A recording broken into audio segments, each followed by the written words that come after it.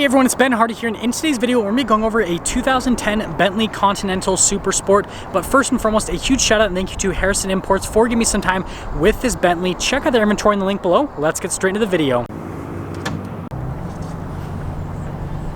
Under the hood, we have a 6-liter W12 that produces 621 horsepower and then 590 pound-feet of torque, and it all goes through a 6-speed automatic transmission made by ZF.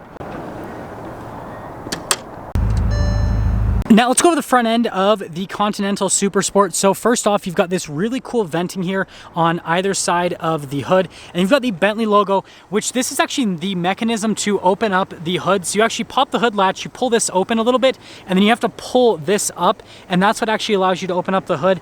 And then coming down below, we've got the giant projector bulbs, parking sensors all along the front ends, and other than that, there is the front end on the Supersport, which is kind of like Bentley's signature front end. Now coming on the side here, we've got two 75mm tires wrapped around 20-inch wheels in the front and over in the rear as well. And then as for the wheel itself, they just did a full blacked out design, including the caliper. It's also been blacked out. It's cool that the caliper has the Bentley logo on it, and then you've got a giant B there in the center of the wheels. And other than that, things are pretty simplistic from the side view. You notice that you've got a pretty long hood, and then they do the massive rear haunches, which just give it this beautiful look overall from the side angle.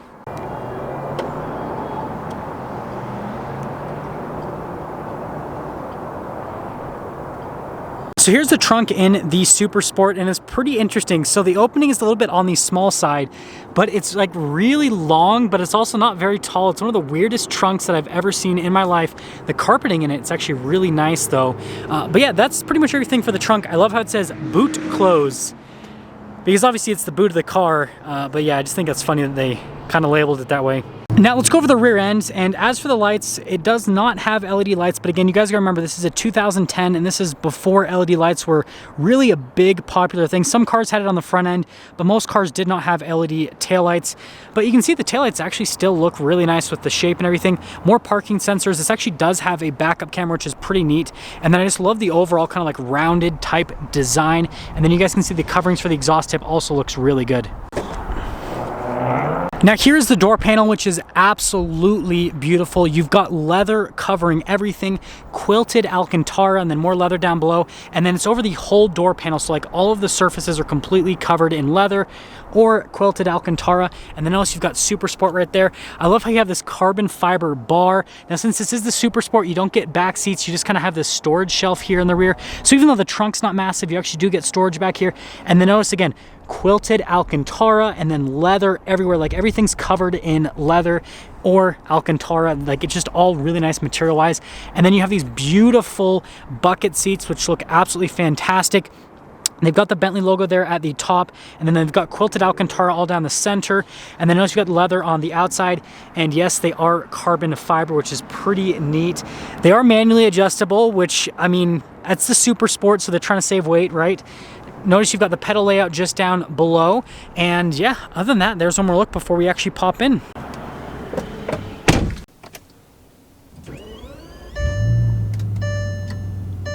Here's the steering wheel in the Continental. Notice you've got Alcantara here on the outside portion of the steering wheel, and then you've got leather on the inside portion. And then notice you've got your phone control, voice command control, all that kind of stuff, like normal practical car stuff. And again, this is a 2010, so it's pretty impressive. The one thing that's interesting is you don't have leather here covering the airbag cover, which I think is an interesting oversight. Obviously, a lot of modern luxury cars will have like leather stitching over this, but yeah, it's the only part that's like not nice material-wise. But yeah, that's the steering wheel. And also, I forgot to mention, you do have the paddles that are behind the steering wheel. Here's the gauge cluster. It's pretty simple. You've got the RPMs on the left side. Over on the right side, you've got the speed. Notice that it goes up to 200 miles an hour. And then you've got your consumption right there, which is front and center. So it lets you know how bad you are on gas if you're flooring it too much. But just notice all of this is carbon fiber. And I love this that closes the vents. It's just this little nice metal thing. It just feels and looks really good. And then also on the dash, tons of leather. Got the Bentley clock, and then we've got two more things to close up the vents, which is again pretty interesting. And then we've got the infotainment system, which yes, it does have a backup camera, believe it or not. It's actually pretty okay, right? It's not as good as modern cameras, but I mean, for being in 2010, it's pretty decent from a camera perspective. Now, the one thing that's kind of confusing, I want you guys to let me know in the comment section below, because I haven't been able to figure it out, is the climate system. So right now I have it in auto mode. I don't know how to adjust the fan speed. Like, I've pressed these buttons, these adjust the temperature. I've pressed this, literally it doesn't do anything. And obviously that's like recirculating, all that kind of stuff. I cannot figure out for the life of me how to adjust the fan speed. So I've just left it in auto mode. But other than that, with the rest of the infotainment system, notice that you've got these that actually tell you what tire pressure you should be for different speeds. So like if we do maximum speed, it tells you that we should be the tire pressure that we're at. Coincidence? I think not. Does it go 200 miles an hour? Maybe we'll find out. Bunch of analog controls for the infotainment system down below. And then we've got the Bentley shifter, which has the giant B there at the top. And you do have the manual shift function, so you have to put it into drive and then just push it over for that. And you can use the shifter or you can use these paddles here, whichever you prefer. And then you do have a regular parking brake right there. And then this is pretty interesting. That's actually the adjustment there for the mirrors. It's here on the side, which is different. And then notice all of it's carbon fiber. And then you do get heated seats. This is actually for the suspension, which is pretty interesting. And then you can raise and lower the car, which is also pretty neat. With the suspension, you just press it and then it'll pop up on the screen, and then you scroll the dial to go from comfort into sport. Gosh, these buttons, just all of them just feel really nice. And then we've got the center console here, which is okay. It's got a cup holder in it. Nice material wise though, everywhere. Again, more stitching, more carbon fiber, more leather. It is everywhere in this interior. Felt lined glove box, and yes, you do get a CD player. So if you miss a CD player, the Continental Speed has got you covered. But even the outside of the glove box is all leather. This feels really nice. Like, everything feels nice material wise. Now up top we have the lights, and notice again, carbon fiber, Alcantara, leather, everything's nice. Even your oh Jesus handle, whatever you want to call it, that is wrapped in leather. Everything in this interior is just nice. Well, now that we're done over the interior in this Bentley Continental Supersport, let's take it out and see how it drives.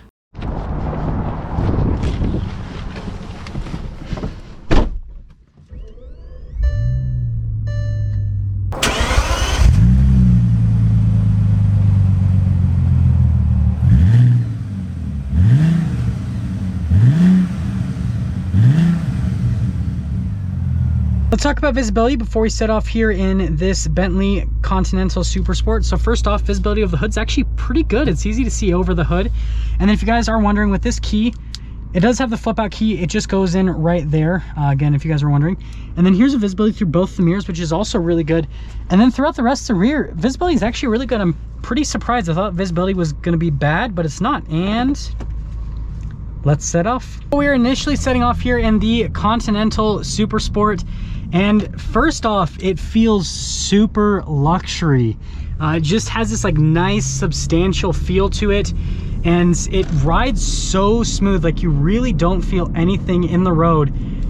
I am barely getting on it, and I can already feel this thing has so much power. Like, it just, it's very hard to describe. It's unlike any other engine I've ever driven in my life. It just goes. I don't know what else to say. It just goes. But it's super smooth. Like, if you're looking for a really nice luxury car, this is, I've never driven anything that's actually this smooth before. When you go over little things, it just doesn't upset the car whatsoever. You feel it, but it's very, very minimal. And again, Bentley's kind of more on the sporty side of things, so I imagine that's why you do feel anything at all. But yeah, it's a pretty interesting feeling driving this car. It just has this nice substantial feel to it. Now there is a sport mode. We just have to pop it down into the S, and that's kind of like our sport mode. Brakes are great too. They're not super touchy or anything like that, but you can tell it definitely has good stopping power. I love the feel of the steering wheel as well. It's like perfect. Again, this just really feels like a very nice luxury car initially, is what I'd have to say. And in terms of like just driving it around, if it feels stressful or anything like that, it really not. It's not super low to the ground, so it's actually pretty easy to get in and out of things. And even though it's a Bentley and it's kind of more expensive, they kind of fly under the radar just a little bit, and so you're not as stressed out as you would be in most exotic cars driving it around. Ooh, that is it is responsive. That is all I have to say, is that is responsive. I mean, that was like not even 25% throttle. That was barely getting on it, and it's snappy. So we're gonna take a turn here, and I just wanna see kind of how the turn in is. Definitely feels large. This thing is quick. This thing is really quick. Again, that's barely getting on it. And this transmission is way more responsive than I thought it would be. I was kind of worried because it's an older automatic, but it actually responds very, very well to inputs. I'm gonna create a little bit of space. Wow. Those gear shifts are quick.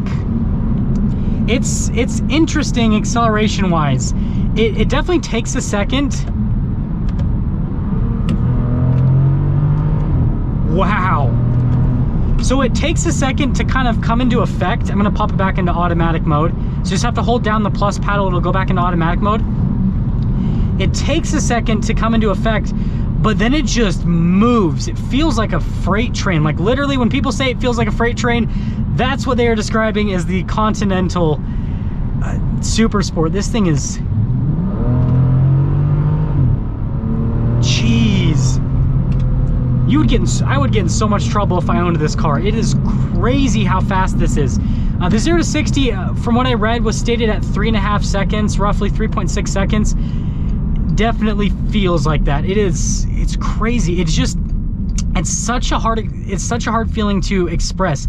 Like, it's not like the throw you in the back of your seat acceleration. It just keeps going and going and going. But it's not like, again, it's not crazy throw you in the back of your seat type acceleration. It's just so continuous with the acceleration. Yeah, even going over that bump, it doesn't upset it.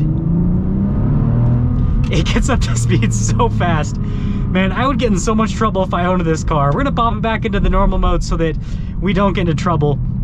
But let's sum things up with this. First off, from the exterior, I think Bentleys look good. They're a little bit understated, right? But I mean, I feel like most people buying this type of car, they don't really want the flashiest thing.